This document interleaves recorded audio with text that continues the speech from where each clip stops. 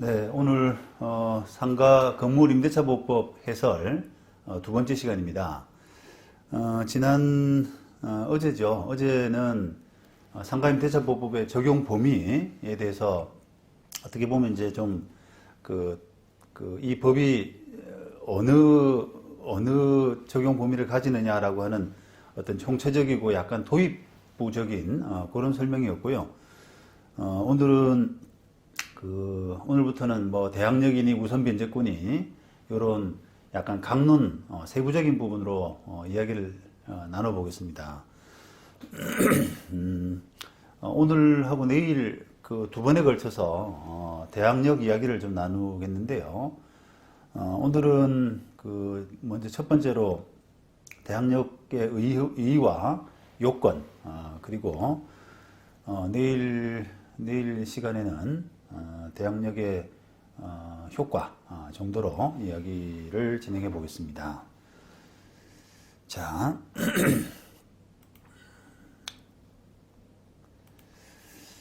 먼저 관련 규정을 좀 보시죠. 3조 상임법 3조에는 임대차는 그 등기가 없는 경우에도 임차인이 건물 인도 그리고 이런 부가세법, 소득세법, 법인세법에 따른 사업자 등록을 신청하면 그 다음 날부터 제3자에 대해서 효력이 생긴다라고 하고 있죠. 이 규정은 뭐 주택임대차보호법하고 참 비슷하잖아요. 주택임대차도 건물의 인도와 전입신고를 하게 되면 그 다음 날로부터 제3자에 대해서 효력이 생긴다 이렇게 규정을 하고 있죠. 근데 이제 전입신고 대신에 여기는 사업자 등록을 신청하면 이렇게 했습니다. 그 다음에 2항 임차 건물의 양수인 그 밖에 임대할 권리를 승계한 자를 포함한다는 양수인은 임대인의 지위를 승계한 것으로 본다 이렇게 됐고요. 그러니까 어떻게 보면 1항이 이제 그 대항력의 요건이죠. 임차인이 건물 인도와 사업자 등록 신청을 하면은 효력이 생긴다. 그 다음 날부터 뭐 효력이 생긴다라고 하는 것은 요거는 또 어떻게 보면 대항력의 발생 시기와 관련된 거겠죠. 그 다음에 이제 2항은 대항력의 효력, 내일 이야기할 대항력 효력과 관련된 부분인데, 대항력을 가진 임차인은 그 건물의 양수인에게 대해서 임대인의 지위를 승계한 것으로 봐서 임대차 관계를 주장할 수 있다라고 하는 그런 뜻이거든요. 그 다음에 나머지 부분은 여러분들이 이제 조금 그 조문을 자세히 좀 읽어보시기 바랍니다.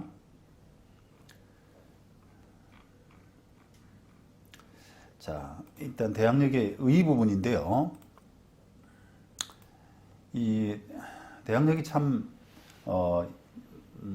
중요한 기능을 갖고 있습니다. 여러분들이 뭐 집주인 바뀌면 당연히 바뀐 집주인한테 뭔가 내 권리를 주장할 수 있는 거 아니야? 임차인으로서 그런 당연한 그 어떤 생각을 하실 수도 있는데, 이 법이 만약에 없다, 임대차 보호법, 주택임대차보호법이나 상가건물임대차보호법이 없다라고 하게 되면은 그게 쉽지가 않습니다. 왜 그런지를 한번 살펴보겠습니다. 자, 아까 2항에 보시면 2항에는 임차 건물의 양수인은 임대인의 지위를 승계한 것으로 본다 이렇게 하고 있잖아요. 이런 대항력이란 것은 결국 바뀐 건물주에 대해서도 임차인이 종전 임대인과 마찬가지로 임대차 계약상 권리, 그죠? 임대차 기간을 보장해주고, 그 다음에 나중에 기간 끝나면 보증금도 돌려주고, 라고 하는 그런 권리 주장을 할 수 있다라고 하는 그런 뜻이거든요. 자, 건물주가 바뀌면 이런 바뀐 건물주에 대해서 권리 행사할 수 있다라고 하는 이런 대항력의 의미가 아까 말씀드린 것처럼 어찌 보면 당연한 것으로 이렇게 받아들여질 수도 있는데요. 실무상으로는 아주 큰 의미를 가지고 있습니다. 자, 우선 대항력 의미를 이해하기 위해서는 임대차 계약이라고 하는 채권적 계약에 대한 그 이해가 필요할 수가 있어요. 임대차라고 하는 법률관계는 기본적으로 계약에서 비롯되죠. 그래서 임대차 대상, 뭘 뭘 빌려주냐, 뭘 임대차냐라고 하는 거, 그 다음에 임대차 기간, 보증금, 차임 이런 것들을 정하는 그 임대인하고 임차인 사이에 개인적인 권리 의무 이런 관계인 겁니다. 따라서 계약에서 별도로 합의하거나 또 법률에서 달리 정한 바가 없다면 일방 당사자 마음대로 계약의 당사자, 계약의 주체를 바꿀 수가 없죠. 우리가 이제 임대인 바뀌는 걸, 건물주 바뀌는 걸 생각하지 말고요. 임차인 바뀌는 걸 한번 생각해 보시죠. 옛날에 이제 제가 이런 질문을 많이 받았는데, 지금도 사실은, 지금도 이런 계약이란 관계를 이해를 잘 못하시는 분들은 종종 그런 질문들을 하세요, 저한테. 임차인이 이제 자기가 만약에 임대차 계약 조건을 보증금 1억에 월세 100만 원 이런 식으로 쓰고 있는데 자기가 사정이 안 돼서 임대차 기간 도중에 다른 사람을 똑같은 조건으로 넣어놓고 나가겠다라고 이제 임대인한테 요구할 수 있느냐. 그러니까 임대인이 당연히 그걸 받아줘야 되느냐 하는 그런 문제에서 당연히 그거는 안 되거든요. 임차인이 그걸 요구할 수 있는 권리 자체가 없어요. 임차인 입장에서는 사실 왜 똑같은 조건인데 왜 안 받아주냐 라고 하지 않습니까? 그런데 그게 이제 그런 게 아닌 것이 사람이 다르잖아요. 조건은 똑같지만 제일 중요한 사람이 다르기 때문에 그런 거거든요. 그래서 만약에 사람이 다르다는 게 무슨 의미냐라고 하게 되면은 이 계약을 지키고 어떤 신뢰 관계를 가지고 하는 그런 부분에서 누가 계약 당사자가 되느냐라고 하는 부분은 계약에서 아주 중요한 부분입니다. 그런데 그걸 마음대로 나 대신에 저 사람을 넣어놓고 내가 나가겠다 라고 이렇게 마음대로 계약을 바꿀 수 있는 그런 권리는 사실 없지 않습니까? 바로 그거예요.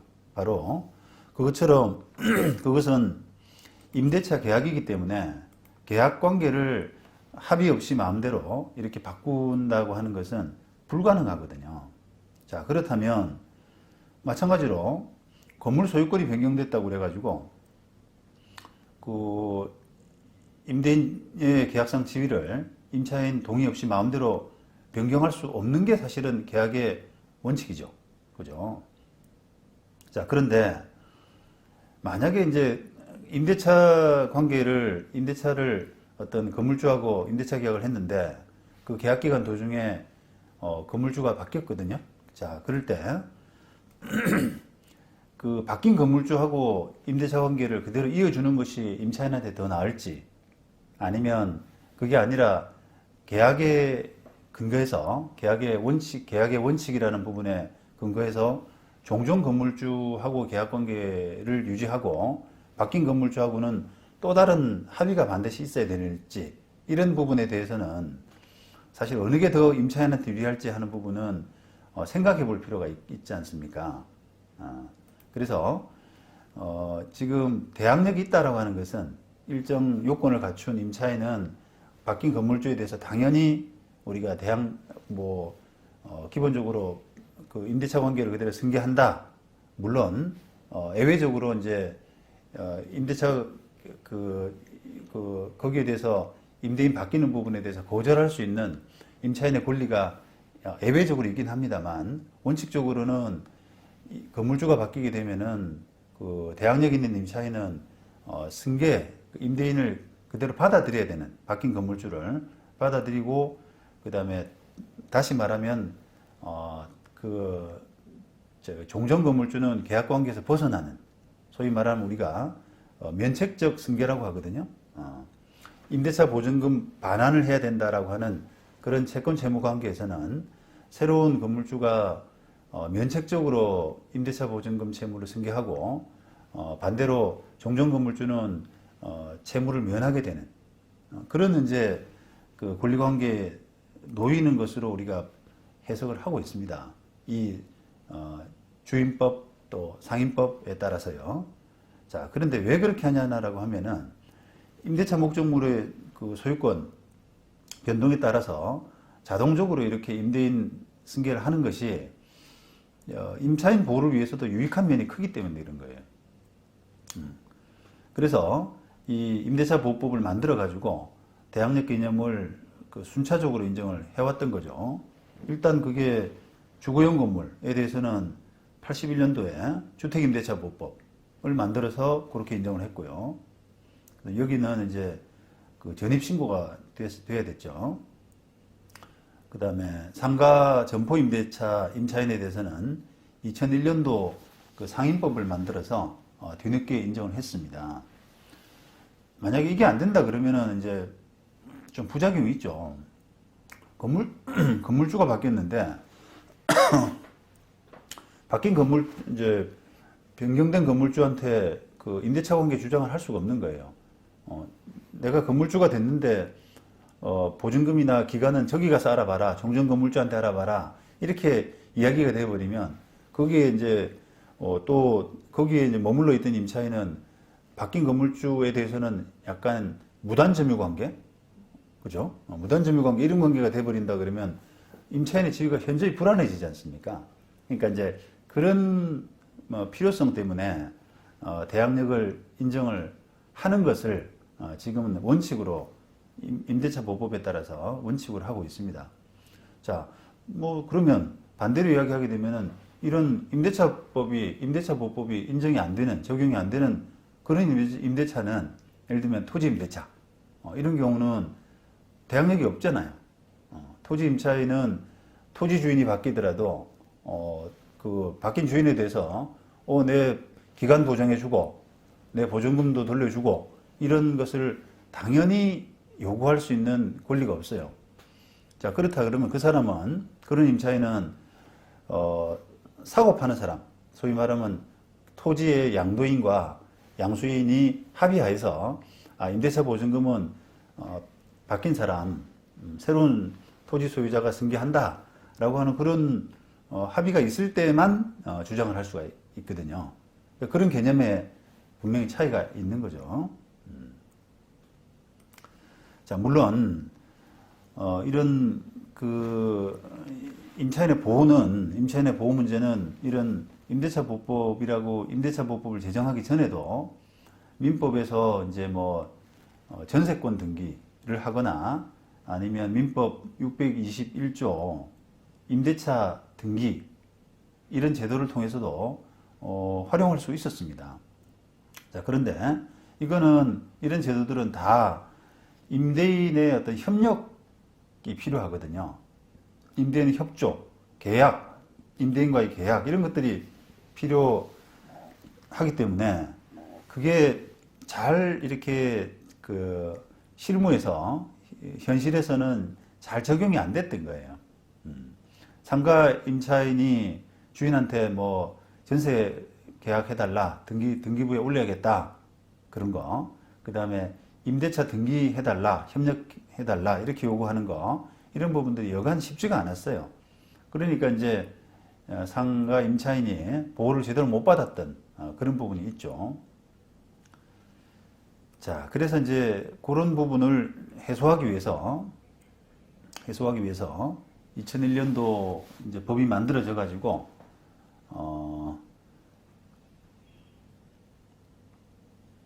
법이 만들어져서 이런 부분을 해소를 했습니다. 법 제정 전에는 대부분 그 상가 건물주 변동으로 인한 임대인 지위승계 문제, 즉 대항력 문제는 건물 사고 파는 사람들의 선의에 맡겨져 있었죠. 그러니까 그 사람들이 이거 임차인 승계한다 안 한다 이렇게 정하는 바에 따라서 임차인은 지위가 이렇게 될 수도 있고 아닐 수도 있고 하는 그런 관계로 이제 좌지우지됐던 거예요. 그래서 만약에 상가 건물을 사고 파는 과정에서 고의로 임대차 계약을 승계하지 않을 경우에는 계약기간 도중에 나가야 되거나 아니면 보증금 반환받는 부분에서 임차인이 이 속수무책으로 피해를 입는 경우가 아주 많았었습니다.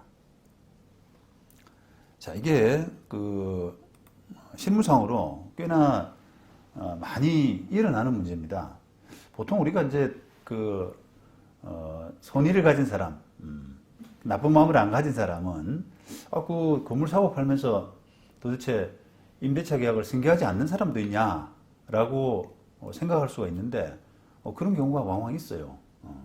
왜냐하면 상가 건물 같은 경우는 특히 이제 주택과 달리 주거용 건물과 달리 이게 이해관계, 이권이 있거든요.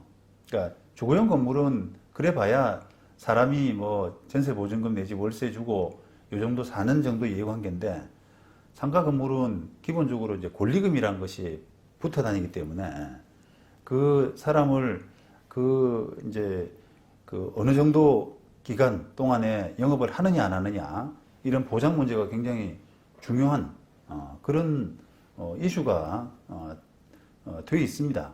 주거용 건물과 달리. 그래서 장사 잘 되는 이런 그 상권, 점포에 그 장사를 잘 하고 있는데 다른 사람이 그 건물주가 돼가지고 저 자리에서 내가 똑같은 뭐 똑같은 업종이라든지 또는 다른 업종이라든지 한번 해보겠다. 이렇게 해서 바로 임차인을 내보낼 수 있는 그런 상황이 된다 그러면 그걸 투자를 하는 거죠. 그죠? 그러면서 사고 파는 과정에서 승계를 안 해버려요, 그냥 고의로. 자, 그러면 만약에 임대차 계약 기간이 5년인데 만약에 2년 정도 지난 시점에서 사고 팔면서 임차인 승계를 안 한다라고 하게 되면 어떻게 되느냐? 그러면 이제 그런 조건으로 또 건물값을 이제 많이 후하게 쳐주거든요. 그러면 돈을 이제 많이 받은 그 건물주 양도인은 보증금은 내가 그냥 돌려줄게, 너 나가 이렇게 하는 거고, 그럼 임차인은 기간이 남았지 않느냐 그러면은 저 사람이 보장 못 해준대라고 해서 그냥 책임을 미루는 거예요. 자, 그렇다 그러면은 그 승계를 안 한 이게 사는 사람이 승계를 안 했다 그래서 어떤 법적으로 나무랄 수는 없거든요. 그 사람하고 무슨 계약 관계가 있는 것도 아니고 하기 때문에 그 계약 위반으로 뭐 책임을 물릴 수도 없고 하기 때문에 결국은 임차인으로서는 그 종전 건물주, 자기가 임대차 계약을 한 임대인, 그 사람 상대로 이제 계약 위반에 따른 손해배상 이 정도를 할 수가 있잖아요. 근데 그게 예를 들어서 이제 뭐 5년 계약을 하고 뭐 투자를 하고 했는데 2년 만에 건물주가 바뀌어가지고 나가라 그런다. 그러면 그게 이제 임차인 입장에서는 나가라 그런다 그래서 바로 나갈 수가 없잖아요. 그러면 산 사람이 소송을 하게 되고 소송하면은 한 1년 정도 할 거 아닙니까?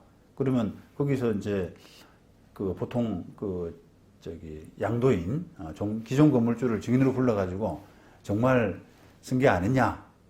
이걸 승계 안 하고 팔았냐? 이런 부분을 증언을 들은 다음에 승계를 정말 안 했다라고 하게 되면은 임차인은 나가야 되는 겁니다. 그야말로. 그러면은 5년 중에서 뭐 한 3년 만에 나갔다. 소송 끝에 3년 만에 나갔다 그러면 2년 동안에 뭔가 장사를 못함으로써 입은 손해 이런 부분을 이제 규명을 해서 종전 소유자한테 손해배상 소송을 해야 되는 그런 구조죠. 그런데 그런 손해배상이 여의치가 않아요. 자기가 2년 더 했더라 그러면 뭐 얼마를 벌었을 건지 이런 부분들이 어차피 이제 이게 그 5년 지나면 맨몸으로 나가야 되잖아요. 우리가 권리금 회수 청구권이라고 해서 2015년에 그 도입된 제도가 없을 때는 임차인은 그냥 계약 기간 5년이 지나면 맨몸으로 나가야 되는 그런 지위에 있으니까 소송해가지고 뭐 한 2년 빨리 나갔다고 그래서 임차인이 입은 손해 이 부분을 이제 주장을 할 수가 있는데 그걸 사실상 입증하기가 쉽지가 않단 말이죠. 그러니까 그 손해배상을 각오하고 그냥 그 승계 없이 그냥 팔아버린 겁니다. 그렇게 피해를 입는 경우가 아주 많았어요. 많았습니다. 그래서 이제 이게 보십시오. 상가 건물 임대차 보법을 만들어서 2001년도에 만들어 가지고 그 대항력이라는 제도를 이제 우리가 세팅을 했는데 그 대항력의 범위가 2015년도까지는 그 환산보증금 기준 이하, 그죠? 정해진 환산보증금 기준 이하 소액 임차인만 보호가 됐기 때문에 그 법이 만들어지기 전에는 이런 이제 대항력의 그 어떤 그 보호를 어떤 상가 임차인도 못 받은 거고요. 물론 뭐 아까 말씀드린 전세권이나 임대차 등기 이런 그 보호 장치를 한 임차인은 좀 다릅니다만 그런 보호 장치를 안 한 사람은 주인 바뀌면 그냥 속수무책인 거죠. 그런데 상인법이 만들어지고 나서 2001년도부터 그 2015년도까지는 그 환산보증금 기준 이하 사람들만 그런 보호 장치가 되어 있었던 거죠.